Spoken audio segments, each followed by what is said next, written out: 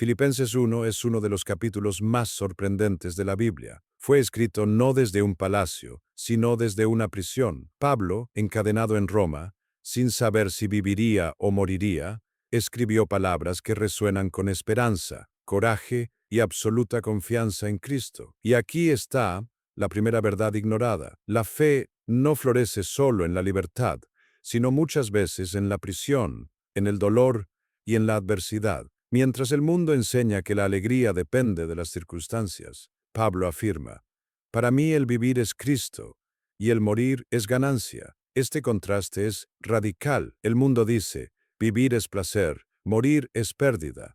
Pero Pablo proclama, vivir es servir a Cristo y morir es estar con Él en gloria. Esta inversión es un shock para cualquier corazón que todavía ama el presente siglo más que al Señor. Charles Spurgeon predicaba, el cristiano no mide su vida por días o años, sino por la gloria que Cristo recibe en cada respiración. E incluso en la muerte, no pierde, sino que gana, pues gana a Cristo plenamente. Esta es la promesa de Filipenses 1, que en todas las situaciones, ya sea en libertad o en cadenas, en vida o en muerte, Cristo será engrandecido. Nada puede aprisionar la obra de Dios en una vida entregada al Señor. Por eso, este video es una invitación. Vamos a sumergirnos en Filipenses 1 y a vislumbrar la verdad ignorada que Pablo nos muestra. Una verdad que Spurgeon también proclamó, que la mayor libertad no es estar suelto en el mundo, sino estar preso en Cristo. Pablo, la alegría en medio de las prisiones. La carta a los Filipenses comienza con una escena paradójica. Pablo, preso en Roma, escribe una de las cartas más llenas de alegría del Nuevo Testamento. El apóstol no escribe con lamentos ni con quejas, sino con una confianza inquebrantable en Cristo. Comienza agradeciendo a Dios por esa iglesia, recordándose de cada hermano en oración con júbilo y declarando, el que comenzó en vosotros la buena obra, la perfeccionará hasta el día de Jesucristo. Aquí está la primera verdad ignorada. La alegría del cristiano no está atada a las circunstancias. Pablo estaba esposado, pero su corazón estaba libre. Sus manos estaban encadenadas, pero su fe no. Sus viajes misioneros fueron interrumpidos, pero la palabra seguía corriendo. El hombre que debería estar desanimado, en realidad, desborda esperanza. Spurgeon decía, un hombre en Cristo es más libre en una prisión que un hombre en el mundo lo es en un palacio, pues su libertad no depende de rejas, sino de la gracia que lo sustenta. Pablo sabía que la prisión no era obstáculo, sino oportunidad. Escribe que toda la guardia pretoriana ya había oído hablar de Cristo a causa de él. Lo que parecía derrota se transformó en testimonio. Lo que parecía fin se convirtió en plataforma. Y muchos hermanos, al ver el coraje de Pablo, pasaron a anunciar la palabra con más audacia. Esto nos confronta. ¿Cuántas veces condicionamos nuestra alegría a situaciones externas? ¿Cuántas veces murmuramos porque no tenemos libertad, confort o reconocimiento? Pablo nos enseña que la alegría verdadera no nace de afuera hacia adentro, sino de adentro hacia afuera. Es la presencia de Cristo la que genera regocijo, incluso en la cárcel. Spurgeon predicaba, la alegría no es la sonrisa del rostro, sino el cántico del alma. El diablo puede encadenar tus manos, pero no puede robar la música del corazón que confía en Cristo. Además, Pablo nos muestra que incluso las intenciones de los demás no pueden robar la alegría de quien vive para Cristo. Él sabía que algunos predicaban a Cristo por envidia y rivalidad, intentando aumentar su aflicción en la prisión. Otros, sin embargo, predicaban por amor, pero el apóstol responde con una grandeza rara. De una manera o de otra, Cristo está siendo predicado, y por esto me gozo. Aquí está otra verdad ignorada. El foco no está en quién predica, sino en quién es predicado. Pablo no buscaba su propio nombre, sino el nombre de Cristo. No importaba si era amado u odiado, reconocido o despreciado, siempre que el Evangelio avanzara. Este desapego es escandaloso para un mundo obsesionado con el ego y la vanidad.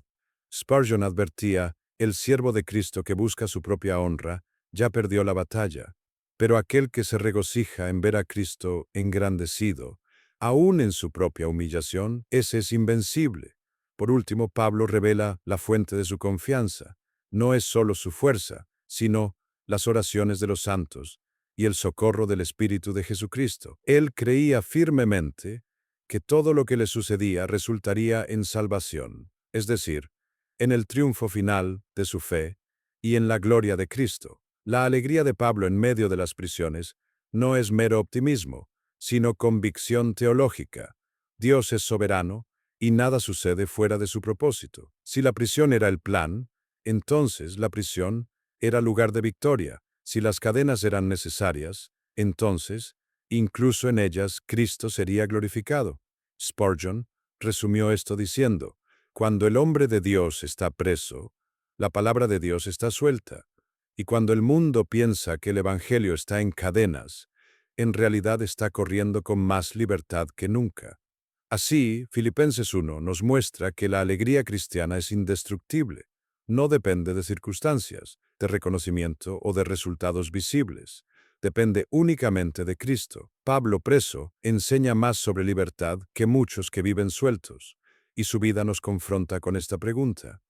¿Nuestra alegría está en las cadenas que caen o en el Cristo que reina? El vivir es Cristo, el morir es ganancia. En el corazón de Filipenses 1 encontramos una de las declaraciones más poderosas de la fe cristiana. Para mí, el vivir es Cristo y el morir es ganancia.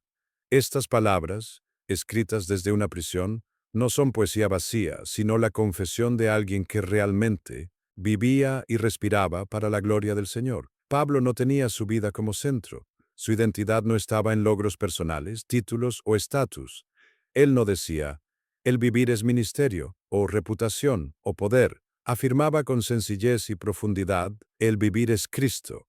Cristo era su meta, su fuerza, su alegría, su propósito. Spurgeon decía, si Cristo no es el centro de tu vida, Él no es nada en tu vida, pues el cristiano no vive en compartimentos. O Cristo es todo, o Él no es nada. Este es un contraste radical con la mentalidad del mundo. El mundo dice, el vivir es placer, es riqueza, es confort, es éxito. Pero Pablo invierte la lógica humana. Para él, vivir no era acumular, sino servir. No era satisfacerse, sino gastarse. No era exaltarse, sino engrandecer a Cristo. Esta visión moldeaba toda su perspectiva. Incluso preso, veía oportunidades para el Evangelio. Incluso ante la posibilidad de la muerte, veía victoria. Si vivía, sería para el progreso de la fe de los hermanos. Si moría, sería para estar con Cristo, lo que consideraba muchísimo mejor. Aquí está una verdad ignorada. La muerte no es pérdida para el cristiano, sino ganancia. El mundo teme a la muerte como el fin, pero para el creyente es puerta de entrada a la presencia del Señor. Spurgeon predicaba, la muerte es solo la carroza que lleva al santo a su rey. No es el enemigo que derrota, sino el siervo que libera. Pablo no romantizaba el morir, sino que entendía su significado. Mientras muchos viven intentando escapar de la muerte a cualquier costo, él veía en ella la consumación de su esperanza. Su mayor deseo no era prolongar la vida, sino glorificar a Cristo, sea por la vida, sea por la muerte. Esta perspectiva transforma completamente cómo enfrentamos las aflicciones. Si vivir es Cristo, cada día es oportunidad de servirle. Si morir es ganancia, cada amenaza pierde el poder de atemorizarnos. El enemigo puede apresar el cuerpo, pero no puede apresar una vida cuya esencia es Cristo. Spurgeon advertía, quien no puede decir el morir es ganancia, aún no ha aprendido a decir el vivir es Cristo, pues solo cuando Cristo es todo en esta vida, la muerte puede ser lucro en la próxima. Pablo también revela un dilema santo. Él deseaba partir y estar con Cristo, pero reconocía que su permanencia era necesaria para el fortalecimiento de la iglesia. Su vida no estaba regida por el egoísmo, sino por el amor. Si vivía, sería para la gloria de Cristo, en el servicio a los hermanos. Si moría, sería para la gloria de Cristo, en la comunión eterna. Esto nos enseña que la verdadera libertad no es elegir entre vida o muerte, sino descansar en la voluntad de Dios en ambas. El cristiano fiel está listo para vivir, listo para sufrir y listo para morir. No es dominado por el miedo, sino por la esperanza. Spurgeon concluyó, el mundo solo puede amenazar al cristiano con aquello que, para él, es ganancia. Quítale la vida y lo envías al cielo. Déjalo vivir y vivirá para Cristo. El cristiano es invencible porque Su tesoro no está aquí, sino más allá de la muerte. Por lo tanto, Filipenses 1 nos llama a redefinir el sentido de la vida. Para Pablo no había término medio. Vivir era Cristo, morir era ganancia. Esta es la verdad ignorada en nuestros días. Cuando tantos cristianos intentan conciliar a Cristo con el mundo, vida con egoísmo, fe con idolatría, pero el Evangelio exige exclusividad. O Cristo es todo o no es nada. Así, la confesión de Pablo resuena hasta hoy como desafío y consuelo. Desafío porque nos confronta con la pregunta, ¿qué es vivir para mí? Consuelo, porque nos recuerda que, si Cristo es nuestra vida, ni la muerte puede derrotarnos. El progreso del Evangelio y el coraje de los santos. Uno de los aspectos más sorprendentes de Filipenses 1 es la forma en que Pablo interpreta su prisión. Para muchos, estar encadenado sería una señal de fracaso ministerial, pero Pablo afirma exactamente lo contrario. Sus cadenas sirvieron para el progreso del Evangelio. Lo que parecía derrota se convirtió en avance, lo que parecía silencio se convirtió en proclamación. Él escribe que toda la guardia pretoriana, soldados de élite que estaban bajo el mando directo del emperador, ya había oído el mensaje de Cristo a causa de su prisión. Cada cambio de turno, cada soldado que lo vigilaba, era expuesto al Evangelio. El palacio de Roma estaba oyendo hablar de Jesús, no por medio de multitudes reunidas, sino de un prisionero encadenado. Spurgeon decía, el Señor puede hacer de una prisión un púlpito y de un prisionero un misionero.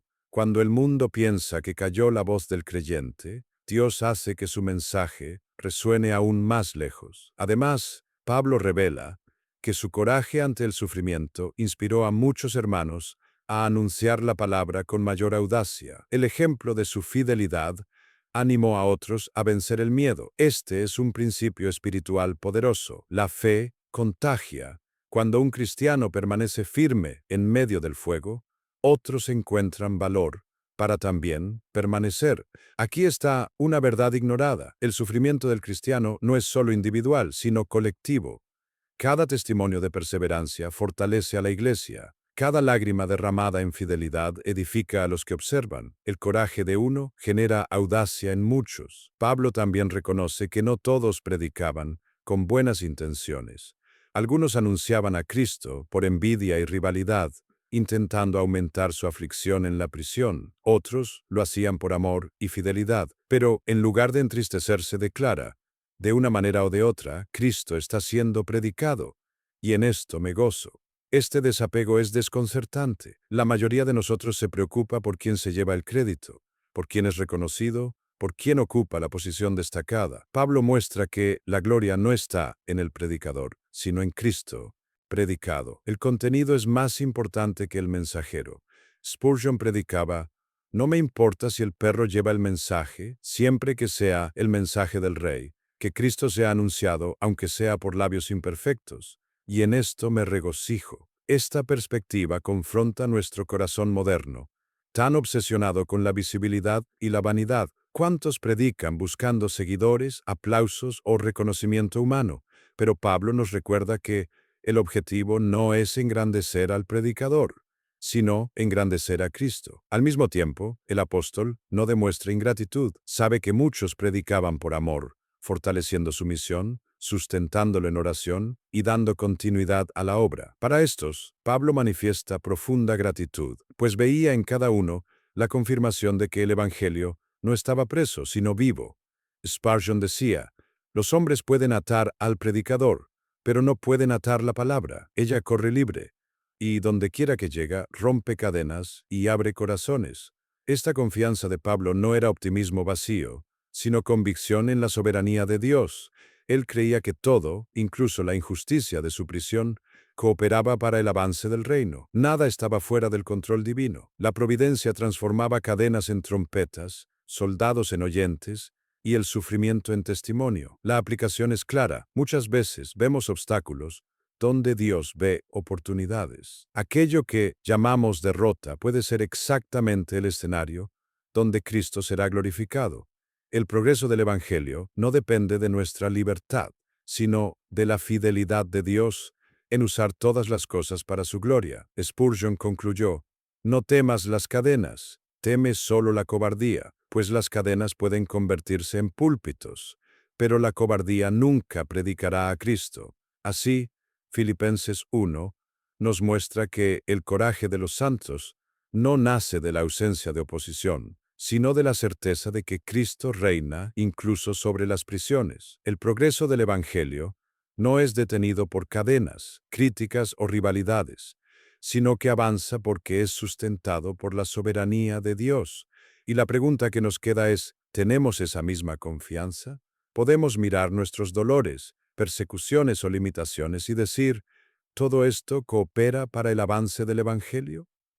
El fruto de la vida digna del Evangelio, después de revelar su confianza en Cristo en la vida y en la muerte, y demostrar que incluso sus prisiones servían para el progreso del Evangelio, Pablo lanza un llamado solemne a los filipenses: comportaos como es digno del Evangelio de Cristo.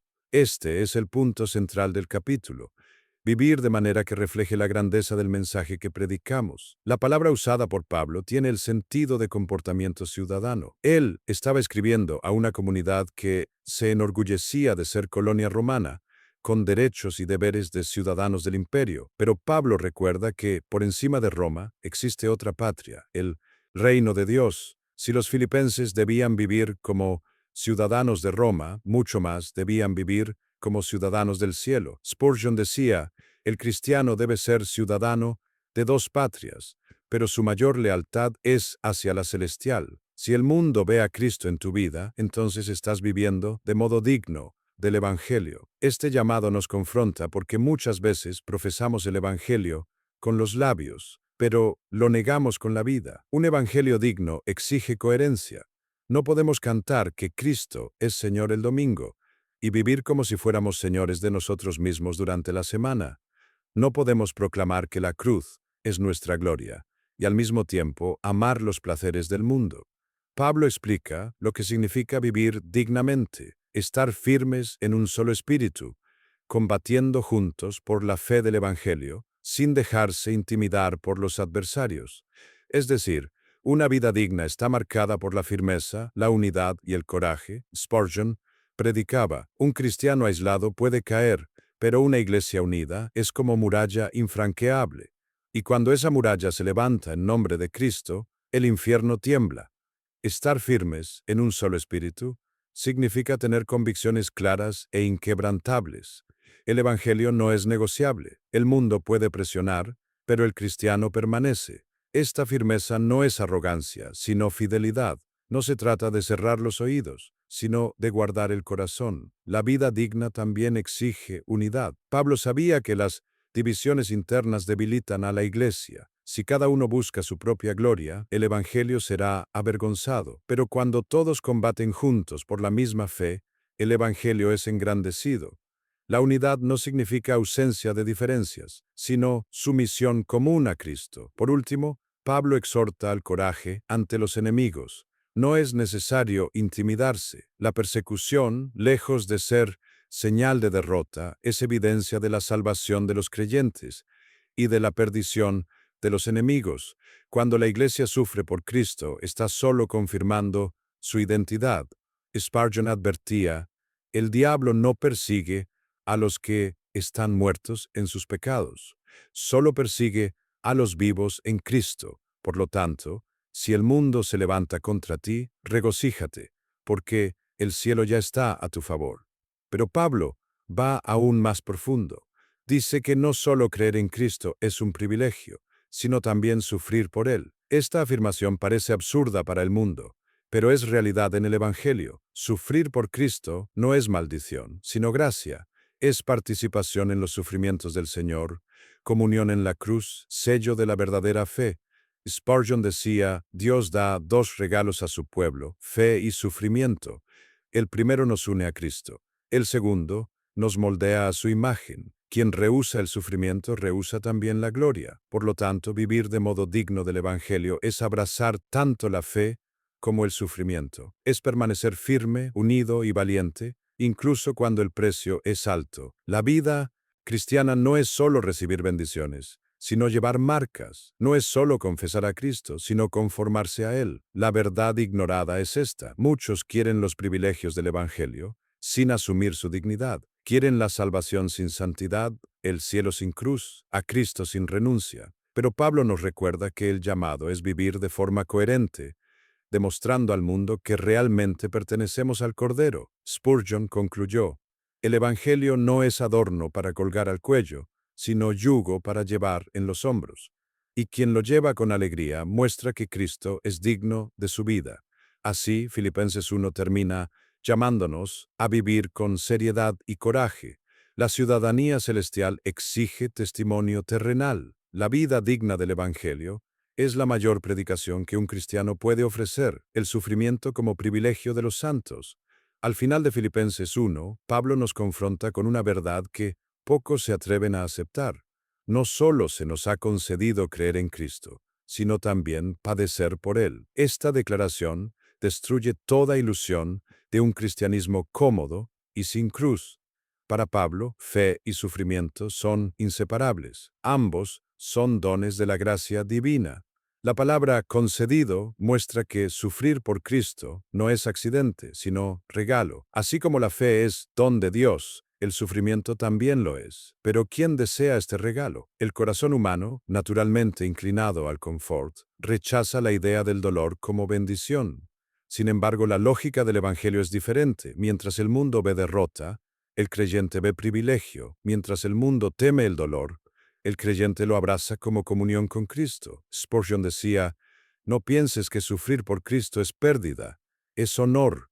El mundo puede despreciarnos, pero el cielo nos aplaude. Los ángeles miran con reverencia a los santos que llevan las marcas del Maestro. Pablo no habla de sufrimiento en general, sino de padecer a causa del nombre de Cristo. No es el dolor común de la existencia, sino el dolor resultante de la fidelidad, ser rechazado por la integridad, perseguido por la fe, ridiculizado por la esperanza. Este tipo de sufrimiento revela de quiénes somos realmente, pues si sufrimos con Él, también con Él reinaremos. Aquí está una verdad ignorada por la Iglesia moderna. Muchos quieren los privilegios del Evangelio sin llevar su peso, quieren la salvación sin arrepentimiento, el cielo sin renuncia, a Cristo sin cruz. Pero Pablo declara que el sufrimiento es parte de la herencia cristiana. Así como la fe nos une a Cristo en vida, el sufrimiento nos conforma a Él en muerte. Spurgeon advertía: el cristianismo que no cuesta nada no vale nada. Si tu fe nunca te ha traído pérdida, rechazo o dolor, sospecha si es genuina, pues el mundo odia al Cristo vivo, y si Él vive en ti, el mundo te odiará también. El sufrimiento, por lo tanto, no es señal de la ausencia de Dios, sino de su presencia. Pablo, preso, no se ve como abandonado, sino como participante de la gracia. Las cadenas que lo aprisionaban eran testimonio de su unión con Cristo. El dolor que lo rodeaba era prueba de su autenticidad. Él veía el sufrimiento no como vergüenza, sino como sello. Además, el sufrimiento cumple un papel pedagógico. Nos purifica de ilusiones, nos aleja de la dependencia de nosotros mismos y nos enseña a confiar en el Señor. El fuego no destruye el oro, sino que lo refina. De la misma forma, las pruebas no destruyen la fe verdadera, sino que la fortalecen. Spurgeon predicaba: Dios tiene un hijo sin pecado, pero no tiene un hijo sin sufrimiento. Todos los que son suyos llevan cicatrices, pues es por el camino de la cruz que se llega a la corona. El privilegio del sufrimiento también es testimonio para el mundo. Cuando un cristiano soporta el dolor con fidelidad, anuncia que Cristo es más precioso que la vida. Sus lágrimas se convierten en sermón, sus pérdidas en púlpito, sus cadenas en trompeta. Pablo sabía esto. No estaba solo escribiendo sobre Cristo, estaba viviendo a Cristo. Su prisión predicaba tan alto como sus palabras. Esta es la verdad ignorada. El mundo mide la fe por el éxito visible, pero Dios mide la fe por la perseverancia en medio de las pérdidas.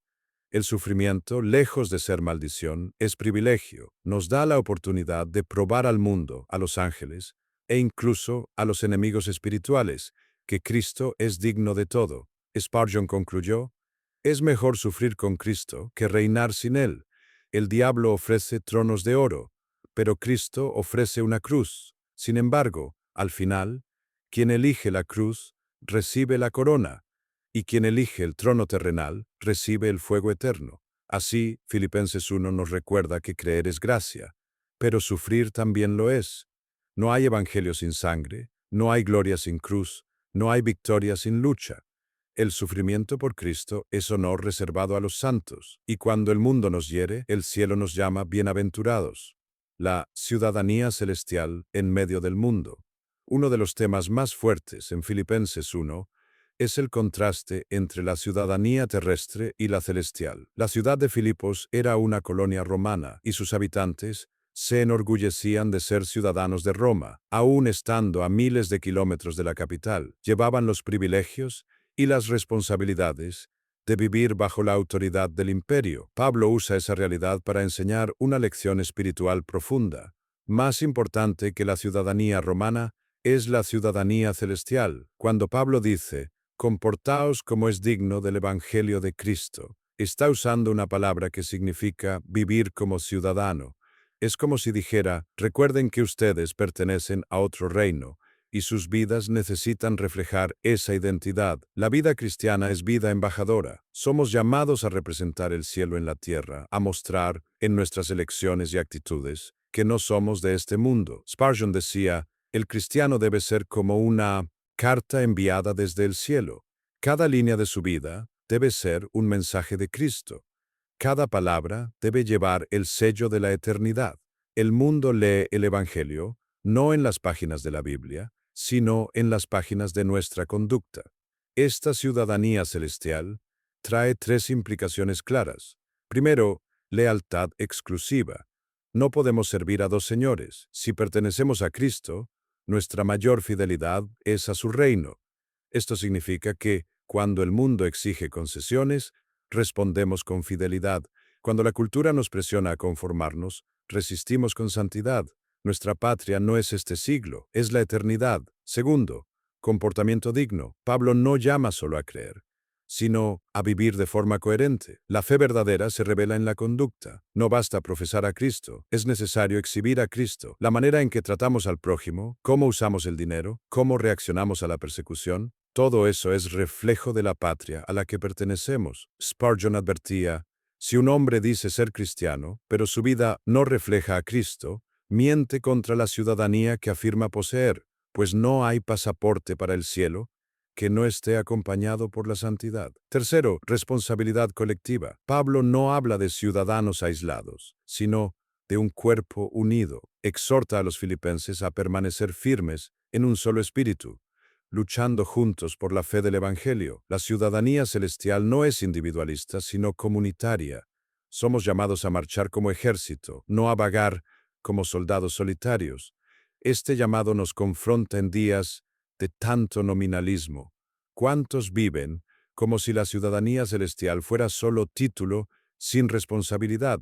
¿Cuántos se contentan con tener el nombre escrito en el cielo, pero no viven de forma que el cielo se manifieste en la tierra? La verdad ignorada es que ciudadanía es identidad, pero también es deber. Spurgeon predicaba, eres embajador del cielo, el mundo observará cada gesto tuyo. Si tropiezas, culparán a tu rey. Si permaneces firme, glorificarán a tu Señor. Por lo tanto, vive como quien lleva la bandera de Cristo en el pecho. La ciudadanía celestial también nos recuerda que somos peregrinos. Estamos en el mundo, pero no somos del mundo. Nuestro lenguaje, valores y objetivos deben reflejar esa patria superior. Esto no significa alienación, sino misión, así como los embajadores no pertenecen al país en el que están, sino que lo representan, así también deben vivir los cristianos. Pablo sabía que esta ciudadanía traía riesgos. Vivir de modo digno del Evangelio significaba enfrentar persecución, rechazo e incluso la muerte, pero para él eso era motivo de honra. Ser identificado como ciudadano del cielo, aun a costa de cadenas, era victoria. Spurgeon concluyó, es mejor ser despreciado por el mundo como extranjero que ser rechazado por el cielo como impostor. El pasaporte del creyente está sellado con la sangre del Cordero, y ningún tribunal terrenal puede anularlo. Por lo tanto, Filipenses 1 nos llama a vivir conscientes de nuestra patria eterna. Si somos ciudadanos del cielo, nuestra vida debe reflejar la santidad del Rey, la gloria de la cruz y la esperanza de la resurrección. El mundo nos observa, nuestra lealtad será probada, pero Si permanecemos firmes, daremos al mundo la prueba de que Cristo reina y que su patria es real. El coraje de permanecer fiel hasta el final, Filipenses 1, termina con una convocatoria poderosa. Permanecer firmes, unidos y valientes ante la oposición. Pablo sabía que la iglesia de Filipos enfrentaría persecuciones, burlas y presiones para negar la fe, pero en lugar de suavizar el mensaje, los llama a vivir de manera digna del Evangelio, sin dejarse intimidar por los adversarios. Este llamado resuena en todas las épocas. El cristiano verdadero no es medido en días de paz, sino en días de guerra. No es la calma la que prueba la fe, sino la tormenta. El Evangelio no fue dado para adornar templos, sino para sustentar a hombres y mujeres en el fuego de la prueba. Spurgeon decía, el coraje del cristiano no está en sí mismo, sino en su Señor. Un hombre solo es débil, pero un hombre en Cristo es ejército. Y si 1000 se levantaran contra él, aún así su fuerza será suficiente, pues Cristo vive en él. Pablo presenta 3 elementos esenciales de este coraje: firmeza, unidad y audacia. Permanecer firmes significa no negociar principios. En un mundo que exige concesiones, el cristiano responde con fidelidad. Estar unidos significa luchar codo a codo, sin divisiones que debiliten el testimonio. Y audacia significa predicar a Cristo incluso cuando eso cueste la vida. Este coraje no es natural, es fruto del Espíritu. El miedo es humano, pero la audacia es divina. Cuando los apóstoles fueron perseguidos en Jerusalén, no oraron por liberación, sino por coraje para seguir predicando. Y el Espíritu Santo los llenó de poder. Así también la iglesia de Filipos necesitaba depender del Señor para permanecer fiel. Spurgeon predicaba: si eres cobarde, el mundo te amará, pero si eres valiente por Cristo, el mundo te odiará, y eso será para ti señal de que perteneces al cielo. El coraje no es opción, es evidencia de la fe.